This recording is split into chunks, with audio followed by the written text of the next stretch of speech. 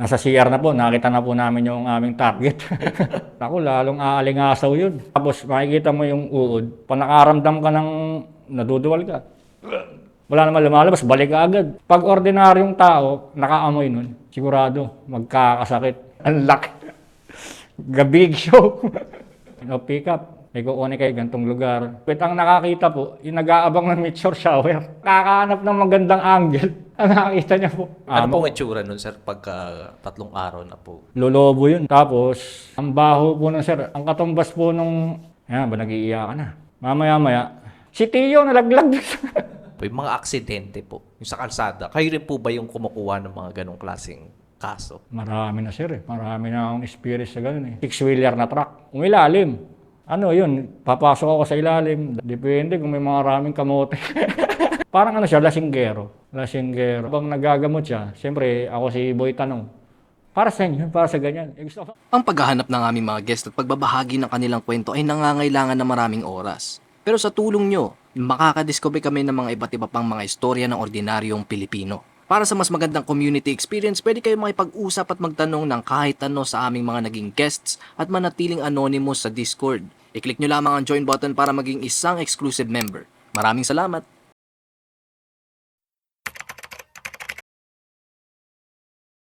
Magandang araw po. Ako pala si Tagasundo. Dating utility worker sa isang punerarya. Sir, ano po yung taga-sundo po? Ano po yung ginagawa po niya? Ang usually po na trabaho po namin na bilang utility worker sa isang punerarya, kami po yung madalas na nag-pick up ng patay hanggang sa paglibing. Kami po rin po naghahatid sa huling hantungan. Paano po kayo napunta sa ganyang trabaho, sir? May ano po ba kayo? May iba po kayong trabaho bago po yan? Bali pinasok lang po ako ng tiyuhin ko eh. Kasi lang po ako nun, extra lang po ako sa construction. Pinasok po ako ng tiyuhin ko doon sa isang punerarya kasi kakilala niya po yung amo. Pag ano po ba dyan, pagkapapasok po kayo sa ganyan, may requirements po bang hinihingi? O, Wala naman, as long as kaya ng kaya ng kaya ng sikmura? kaya ng sikmura ako. Hindi po siya yung katulad ng embalmer na may training pa, yung mga ganong klaseng bagay po. Wala na. Opo eh. Kailangan po yung embalmer, talagang may license po talaga yun. Kasi po yun eh, under po ng DOH yun. Ayun po, nung unang pumasok po kayo dyan, sir, syempre kasi di ba, punerarya, may mga pumanaw. Ano po yung first impression nyo nung unang pasok po ninyo doon? Di po ba kayo yung nandiri, yung ganun sa ginagawa po ninyo? Bali, to be honest po sir, sir eh, hindi na po ako natakot eh. Kasi po, may malas po kaming taon, 2008, tsaka 2009, dalawang taon po yun na magkasunod. Meron po kaming nawalan po kami ng mahal sa buhay, 3 sa isang taon, magkakaiwalay lang po ng buwan. Bali parang nasanay na po ako kasi pinakahuli po yung stepfather ko. Ako pa po yung nagtuwid. Nagtuwid po ng katawan niya. Tapos, ang hindi ko lang po parang hindi ko lang ma-explain. Ewan ko kung mapaliwanag po ng science yun. 3:37 a.m. Huling hininga niya pong ganun. Huling hinga niya. Biglang nag-alulungan po yung aso. Ay, hindi po alulong, talagang tahol. Tahol lang buong lugar namin. Hindi ko lang alam kung paano, anong nakakita ng mga aso ko, bakit ganun. Parang hindi mapaliwanag ng science. Tapos din naman po, pinakahuli po yung lola ko. Nakaburol po sa punerarya na pagtatrabuhan ko pala. Yes, medyo nakainom po ako nun. Siyempre sa emosyon po, nilapitan ko yung lola ko sa burol niya.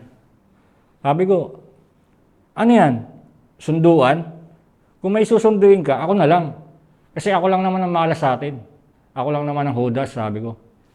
Ayun, natigil. Natigil po yung siguro mga sumunod na ilang taon pa bago kami nawalan ng mahal sa buhay. Siguro ayaw akong kasama ng lola ko. So ito pong mga experience po ninyo to, ayun po yung nagpatibay ng sikmura po ninyo na.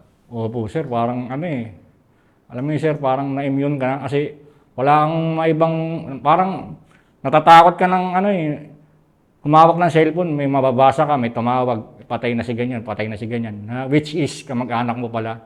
Parang na-immune ka na, ano, hindi ka na natakot sa ano.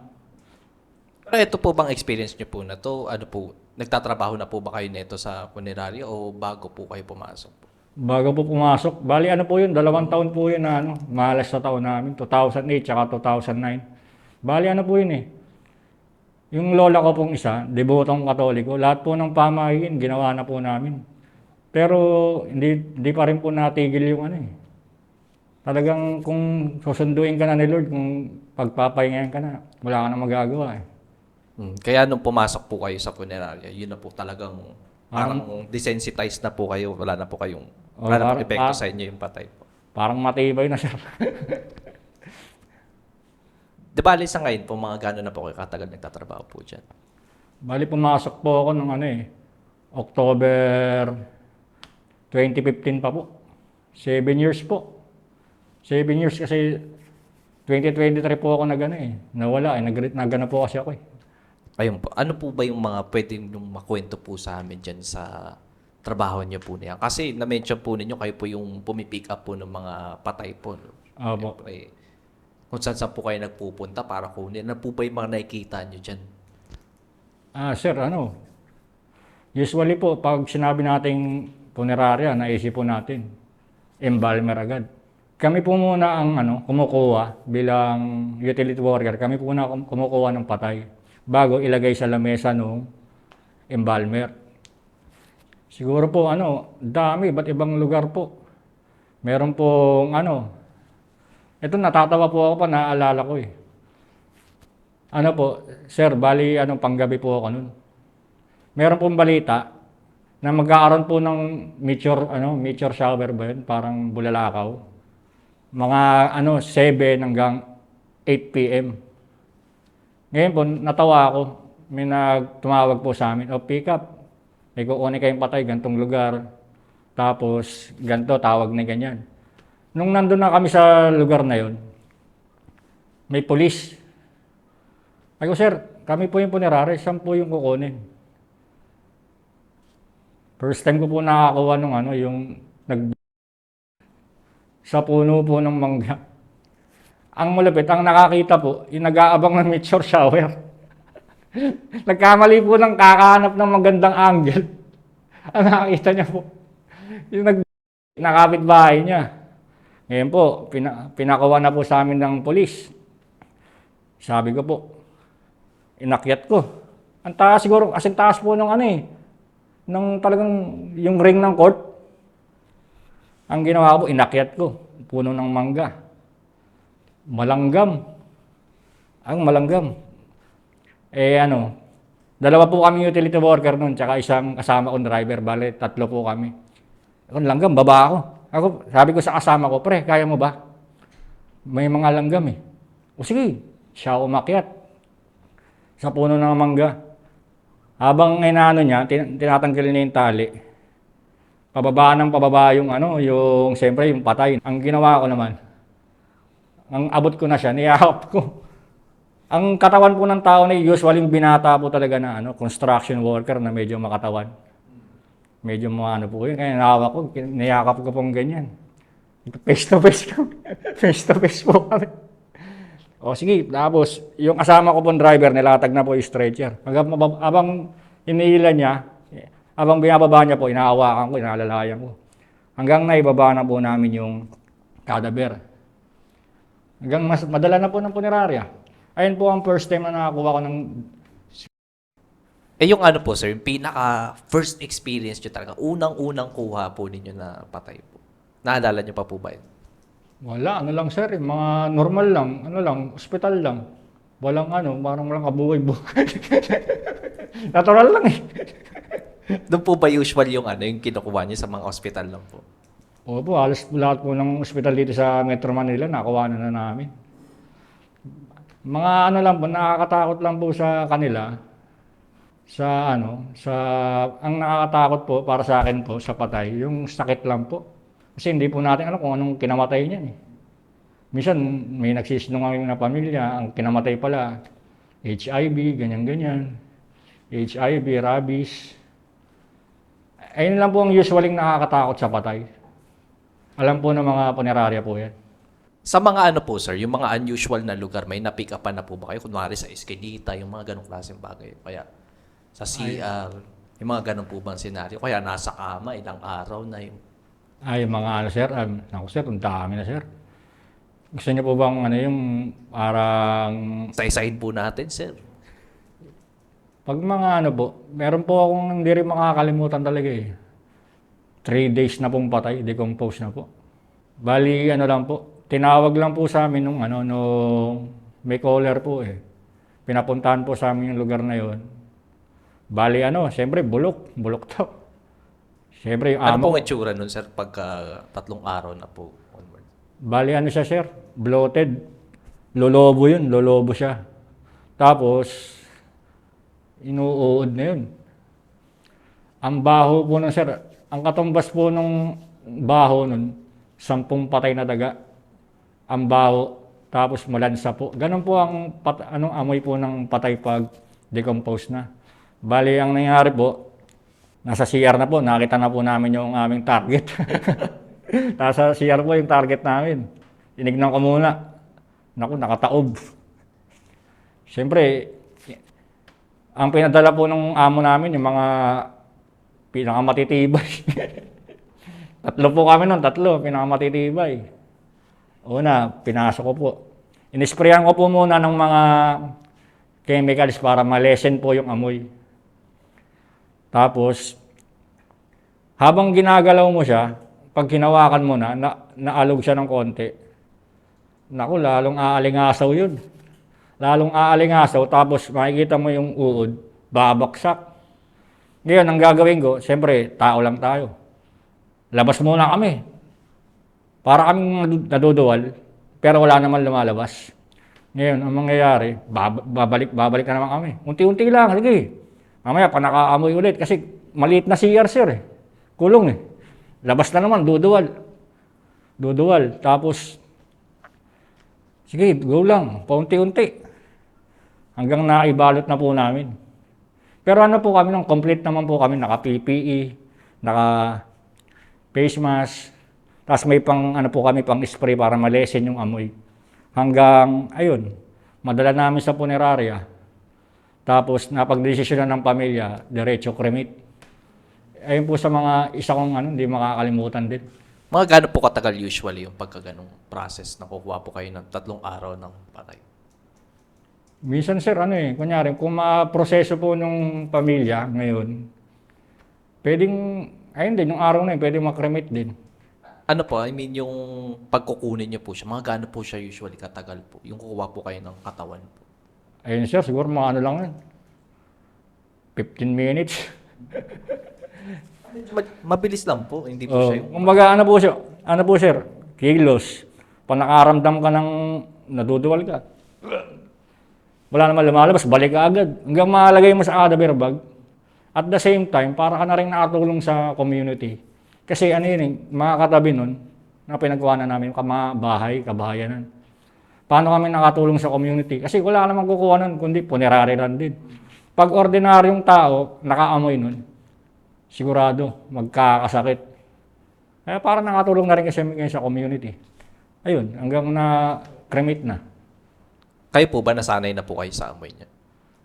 Naku sir, didikit sa ano. Nasanay na po, didikit sa mga damit-damit.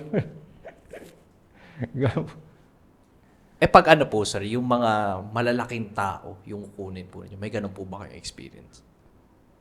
Meron sir. Second floor pa namin. Sa second floor pa namin kinuha. Ang laki. Gabig show. Gabi ang, siyempre, ngayon na po, nangyayari na po. Ilan lang po. Paggabi lang po kasi ilang peraso lang kami. 3 lang eh. Driver, 2 utility. Ayan, nandun na po kami sa location, sa lugar. Sabi ng kamag-anak, nasa second floor daw. Pagtingin ko, wow, oh, ang laki, big show. Tapos dadaan mo pa sa hagdanan. Dadaan mo pa sa hagdanan na mali, maganyan. Ay ko, kinausap ko yung pamilya, yung relative. Ay ko, ma'am, pasensya na po. Hindi po namin kaya to. Baka meron po tayong makatulong po dyan kahit mga kaibigan lang ni tatay yung namatay. Katulong lang namin po, magbaba. Ayun, may nakatulong naman. Ang hirap niya. Igaganon mo pa sa hagda. Kasi 3 lang po kami. Pwede ka naman mag-request sa, sa pamilya ng katulong para maging maayos lang. Ayun po. Ano po sir, meron din pong pagkakataon sa akin na first time ko rin po nakakuha nung nasunog.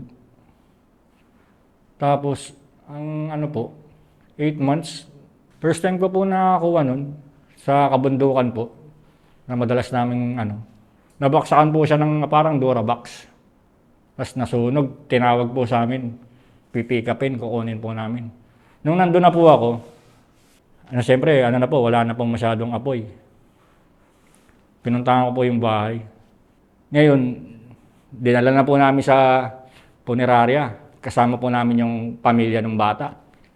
Nalagay na po sa embalmer. Isa po siya sa mga hindi ko makakalimutan kung bakit. Kasi po, yung isang relative, ang gusto, ipakremate pa. Ay ko, wow! Ano yan, double burn? Namatay na nga sa sunog, kikremate pa. Ayun, sa awa naman ng Diyos, pinalibing na lang siya. Ikaw, wag naman po, namatay na nga po sa sunog yun kikremate, double burn. Pero yung yung mga na-witness niyo po na ganyan, hindi naman po ba kayo naapektuhan po psychologically? Bali po, to be honest po, nakakahabag. Ang sa 7 years ko po na pagtrabaho bilang utility worker sa punerarya, marami po nahahabag ako. Wala po siyang pinipili. Pag si Lord, tinawag ka na magpagpahingahin ka, walang edad. May sobrang bata, may newborn, may binata, ganyan, tanda. Wala siyang pinipili. Pero ang nakakahabag lang po talaga doon pag, alam mo po yung walang-wala ka na. Tapos nawalan pa sila ng mahal sa buhay. Ayun, kinuha ko, siyempre walang pambayad. Pero mabait naman yung ama namin. Pinapalibing naman pag wala nga lang burol. Pinapalibing na lang kung sakaling wala talaga. Ayun po, nakakabag. Yung walang-wala ka na biglang namatayan pa. Minsan po ba naiyak na po kayo? Kasi di ba po kayo po yung taga-sundo nga po yung may pick up. Siyempre may mga umiyak siya. Tapos kapag naglilibing po, di ba? Kaya burol, nandun po kayo. Minsan po ba naiyak na po kayo sa nawi-witness po ninyo? Nakakatawa yun. Nangyari sa akin sir. Sa Sabag. Po yun, po yun. Naglibing naman kami nun. Siyempre po, karo. Hindi ako makaupo sa tabi ng driver. Umupo yung yung pamilya. Umupo yung pamilya, yung asawa, tsaka 2 anak. Asawa na babae. Lilibing yung tatay ng mga bata. Wala akong maupuan. Kasi kasama ako ng driver hanggang simbahan yun. Doon ako umupo sa gilid. Katabi ko yung kabaong. Hawak ako yung kabaong. Siyempre, mga nakakayak yung kanta, di ba? Habang naglilibing, napatingin sa akin yung 2 bata. Ay kung babata pa nito, wala ng tatay. Hawak ko. Mamaya, di ko nga pa sila napapayak na ako. Napapayak ako. Kawawa naman to. Napapatingin tuloy yung driver ko. Para nahabag lang ako naagang nawala ng tatay. Parang natatouch ako. Nakita ko ng driver. Paano nangyayari sa'yo? Nakakahabag lang ba? Bali, may mga nakakatawang experience po sa pagkuha, sa pagburol, tsaka sa paglibing. Una po sa pagkuha. Bali yan po, tinawag ng supervisor namin, pick up sa ganyan lugar. Tawag na ganyan. Nandun na po kami sa location. Bali kasi hindi ko po nilalabas yung stretcher Kagagat di pa wala yung yung exact location. Pinasok ko po sa looban. Tao po, sa punerarya lang po. Diyan po ba yung may kukunin? Ay, oo. Babae sumagot. Isang babae. Saglit lang po, kukunin ko lang po yung stretcher. Tinawag ko na yung kasama. Kasi 2 lang po kami nun. Kasama ko yung driver ko. Kinuha na po namin yung stretcher. Nandun na kami ulit sa location. Ako po, ma'am, sa punerarya lang. O sige kuya, pasok ka. During that time, nasa CR si ate. Nasa CR si ate. Ayun na, siyempre po, gloves. Kuya, yung nakatalokbong, nakumot. O sige po, ayun na, nag-gloves muna kami. Latag ng stretcher. On the act na, pabuhat na ako. Pabuhat na ako. Malapit na talaga eh. Bigla lumabas si ate. Ay, kuya, hindi yan. Tatay, kuya ko yan. Yung kabila na nakatalokbong ng kumot. Eh, sabi niya, ma'am, nakatalokbong. Oh, hindi, kuya. Kuya ko yan, buhay pa yan. Natawa rin yung babae sa kalokohan niya. Sorry, hindi ko nasabi sa kabilang kwarto. Ito yung katabi niya lang. Eh, hindi buti, hindi naman po nagising yung, yung babuhating ko na yun. Sabi niya, ma'am, nakatalokbong din to eh. Eh, sorry kuya, hindi ko nasabi, katabing karto, yung tatay niya pala. Kasi 3 lang sila nandun eh. Ayun, parang natawa rin yung babae sa kalokohan niya. Tapos meron din man po yung yung pagburol namin. Kasi siyempre po sa company, may monthly meeting. Pagalitan ka, sasabunin ka ng mga amo mo. Parang bumabagal tayo bumabagal yung serbisyo natin. Sabi ng mga pamilya, ng mga relative, eh may po kami, during that time po, tambak yung patay namin, dami namin di-deliver. Eh tinawagan ko po lumapit po ako sa supervisor namin.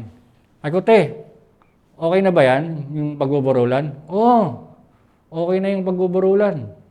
Oo, okay na, naghihintay na yung pamilya dun. Pero alam ko po yung location. Pagdating namin sa lugar na yon, wala. Open lang yung pagbuburulan. Walang nag-aabang na relative. Pero tama yung location, sir. Binurol na namin, ilaw-ilaw, kaya kabao. Tapos, sinarado ko pa yung pinto. Sabi ko sa may patay, kinausap ko rin parang pasintabi.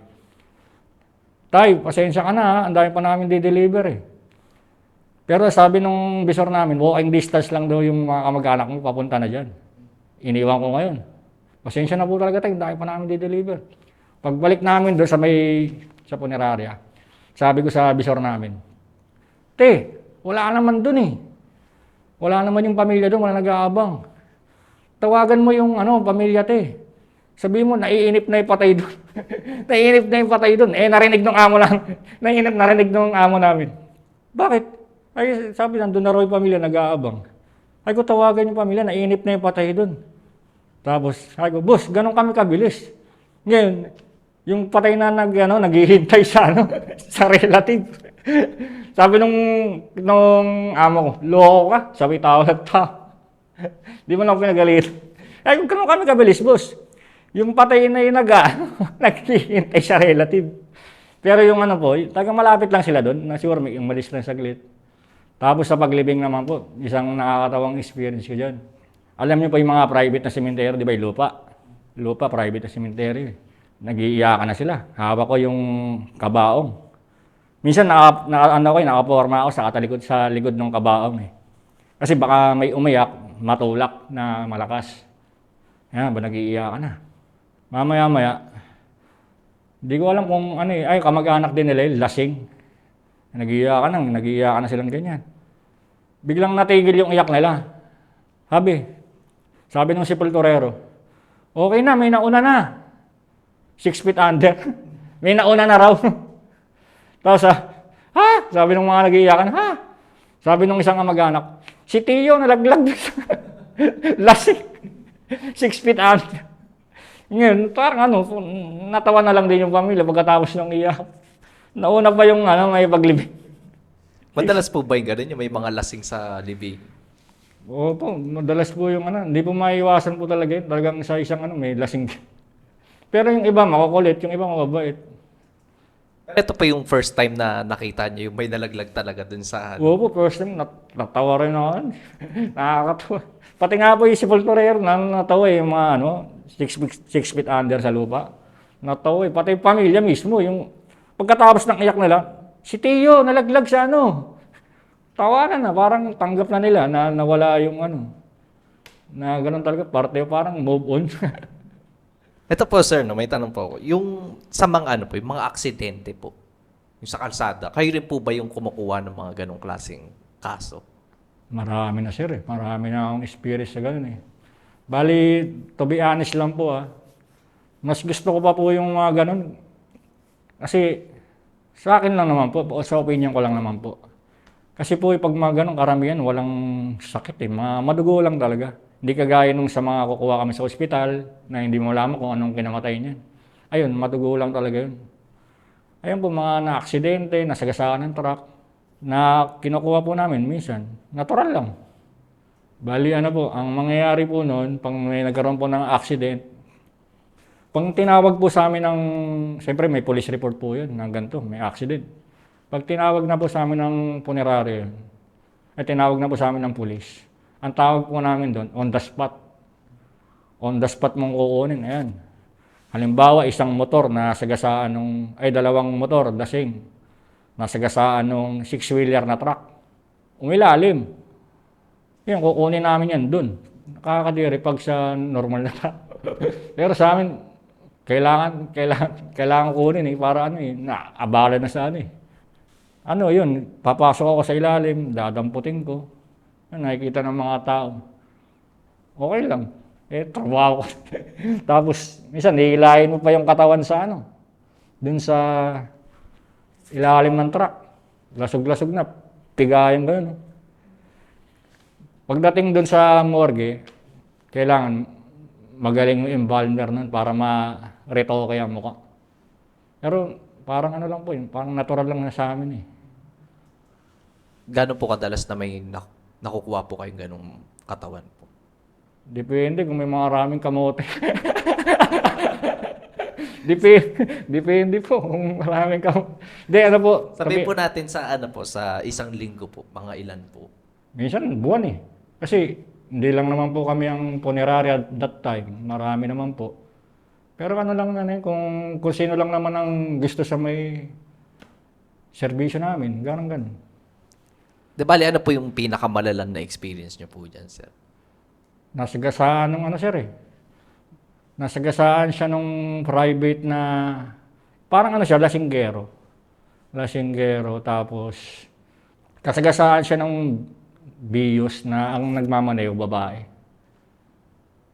Siya, talagang, siyempre, tinawag na kami. Durog yung dito. Durog talaga yung sir. Durog yung dito. Tapos, kala mo rakista, warat-warat yung, sir, yung pantalon. Tapos, labas yung rito. Isa rin sa mga hindi ko makalimutan yun. Binuhat ko ng ganun. Marami dugo, di ba, sir? Nakagawantes ako. Lasinggero. Pag hawak ko rito, nabubog pa ako, may bote ng gin. Nasugatan pa ako. Lasinggero. Ayun, pero okay naman. Nalagay sa Tapos, ayun, dadalhin sa punerarya. Depende sa pag-uusap nila kung ipapa-autopsy pa o diretso libing. Paano naman po, sir, yung mga yung mga homeless po? Yung mga nakatira sa kalsada o kaya ano pong ginagawa doon? Kayo din po ba yung kumukuha? Yung mga homeless po, isa rin po sa mga nakakaawa talaga. Ganun po, bali pag tinawag po sa amin ng barangay o police na ganyan, walang kamag-anak. Kinukuha naman po namin. Pagkatapos po siya i-embalm, doon lang po siya sa morgue, storage. Bali, po siya nun, tatagal siguro sa sir na 1 buwan. Storage lang siya sa morgue. Pagka wala po nag-claim, ano pong ginagawa? After 1 month, na wala nag-claim talaga. Mabait naman po yung ama namin, pinapalibing na lang. Parang doon po yung siyempre, punerarya po, business. Parang doon po, isa po yun sa mga parang logi ng punerarya. Siyempre, bayad mo pa sa embalsamador, bayad mo pa doon sa pagbili mo ng formalin. Parang doon ka pero may kapalit naman yun kasi good deed naman yung ginawa mo eh. Nag-a-assist din po ba kayo sa embalmer po? Bali sir, to be honest sir, naging trenopa ko sila lahat doon eh. Tapos trenopa ko din yung embalmer. Naging kaklose ko sila. Minsan nagme-makeup ako ng patay. Pag ano lang, gusto ko matuto rin eh. Parang naastigan ako eh. Ay, nagme-makeup, ganyan. Pero ayaw niyo po bang i-try na mag-training, maging embalmer, ganun, o may balak po kayo? Bali pa, ayun po talaga ang bala ko talaga. Kaya po ayun yung purpose ko kung bakit ko kinaibigan yung embalmer. Kasi pag wala po akong gawa, ang ginagawa ko minsan nililinis ko yung morgue niya. Nililinis ko yung morgue niya. Tapos, siyempre, nakatropa ko na siya. Hanggang, parang habang nakatambay na ako sa morgue, habang nagagamot siya, siyempre, ako si Boy tanong, para sa inyo, para sa ganyan. Gusto ko matuto. Sagot din naman siya ng sagot eh. Parang curiosity lang. Yan. Hanggang naging tropa ko siya, medyo marunong, make-upan mo yan. Sige. Hanggang sa natuto ako ng paunti-unti. Ayun po sir, nasabi niyo po tambay po kayo sa morgue. May Opo. mga po ba kayo dyan? Kasi yung audience po natin mahilig po sa paranormal experiences. Meron po ba kayo? Madalas po kasi kami sa kabundukan eh. Ingat kayo dyan ha. May warning. Funerary, horror, may comedy. Halos lahat ng genre nandun. Drama, madalas yun. Pagpasok ko sa funeraria. Parang parang winelcome ako sir eh. Night shift. Parang may behavior ang mga multo eh. Kung gusto nilang pagtripan ka, pagtitripan ka nila eh. Pag harap kong ganun, talagang anlinaw sir, anlinaw. Tapos sa may right side ko, may footstep. Sinilip kong ganun. Wala naman tao. Ayun na naman po tahimik, walang nakaburol. Wala akong laban sa'yo, hindi naman kita masusuntok kung sakaling Nilabas ko na yung secret weapon ko, na wrong turn ako. Punta ako sa ginagawang kalsada, out of nowhere, may lumabas na hindi ko alam saan nanggaling si Manong. Take note, putikan. Tinawag ko yung kasama ko. Si Manong, may magganong-ganong po. Puro puno. May galit na yung makina, hindi ka makaabante. Ganap buhay lang po kami, parang may kakaiba dito. Kaya pala nagwa-warning si Manong. Meron po ba kayo na pick up nasa tubig? May ganun po ba kayong experience? Inayawan ko yun. Nakataob siya sa fish pond. Kung gusto nyo manood ng mga dokumentaryo galing sa mga interviews namin, huwag nyong kakalimutang i-check ang isa pa naming YouTube channel, Off the Record Beyond Borders. I-click nyo lang ang link sa description. Maraming salamat!